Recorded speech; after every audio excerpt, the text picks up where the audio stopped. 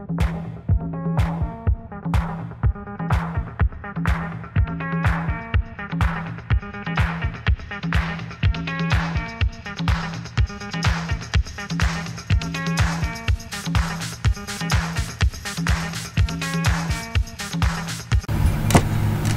good morning, guys. B&D and Anna Lee, full-time RV, Bernie and Donna. Samantha's at home. As you can see, we're approaching Goldfield today. We thought we'd come out here and show you a little bit about what's going on. You can see the mountains in the background as we approach, and here we are coming into Goldfield itself. Let me give you a little bit of history about this. Goldfield, it is thought was named for all of the gold mines that were in the area, hence the name Goldfield. Another point that might interest you is that over a period of time since the late 1800s, I read that they took almost 500 tons of gold out of this area, out of Arizona. Arizona's full of gold.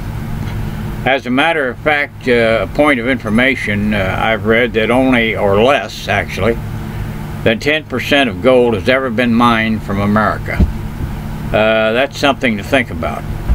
As a matter of fact, to this day, there are many people that have begun to pan and hunt for gold to this time.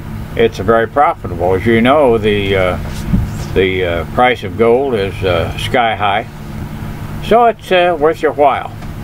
But Goldfield itself is extremely interesting. You'll notice the dirt streets. The dirt streets have been that way since the late 1800s, and the ground is so hard out here that unless it rains, there's just not a problem. The gold mine itself here at Goldfield, and you'll see all of these big iron buckets and things that they used to haul stone in. The mine itself can still produce gold. It produced gold up until a time when for some reason or another it began to flood with water, and they couldn't get it out enough to dry it out to work the mine, so they just simply had to close it. There's free parking here at Goldfield. It's off of Highway 88, and easy to get to. Mountains all the way around.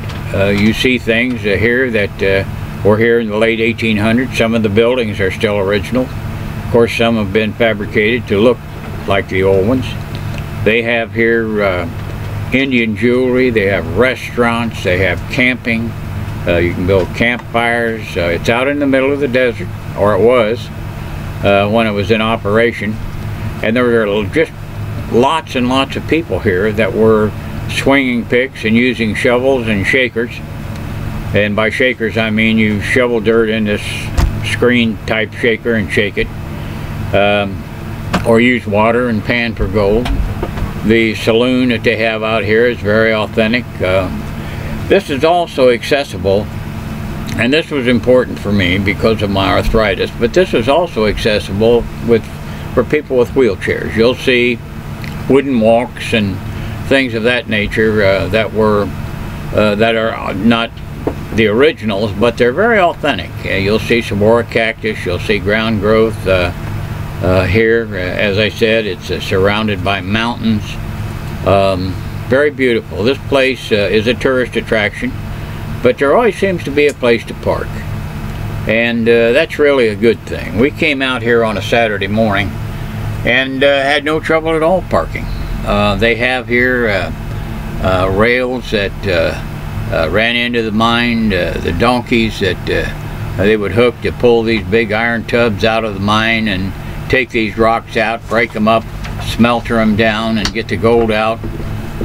It was quite an operation. As you can see, the size of this thing is just enormous for that time. Many other places they have here, like Tombstone and other places, not so much gold, but they even found silver out here. And at that time, in the late 1800s, there were a lot of Indians here, so it's worth your while to come see this. Now, There's an old tale about, and everybody's heard about this, and books have been written about it, about the Lost Dutchman mine. Now, supposedly, the Lost Dutchman had a mine here, and he found tremendous amounts of gold.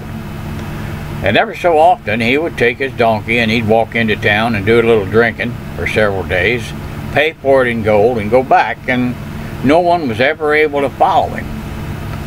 But he did this time and time again, and some people think that's a myth, but of course to every myth there's truth. Excuse me.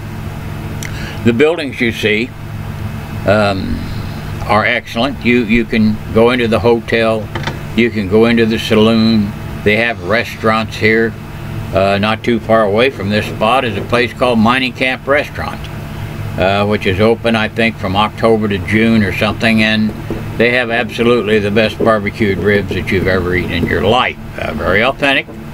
You're going to see wooden walkways here that cross a small creek. You're going to see dirt walkways. They have restrooms here. You see even the water tower that they had. There was a lot of thought that went into this, and it made a lot of money for a lot of people. They have mine tours, and they have desert jeep tours, and Superstition Mountain is right across the street, and as we go along, why, you'll see Superstition Mountains, and you'll see outcroppings, and you'll see things that are sticking up in the air. And it's thought, there's several of those around, and it's thought that when you look at those, if you see Weaver's Needle, you're going to know where the Lost Dutchman's mine is. And they've been looking at that for years and years. So as we conclude this, I just wanted to share this with you, and we're going to have a second part to this video that I'm going to talk about. So enjoy what you're seeing. If you get a chance to come out here and look at this, do so by all means. And before we close here, I would just like to thank you for watching our videos. I would like to encourage you to subscribe to our videos if you will. Donna and I love to make them. We'll be going to Tombstone, we'll be going to Tucson, we'll be going to several other places, excuse me. And I just want to say thank you for watching, and we'll get back to you here shortly, and so long.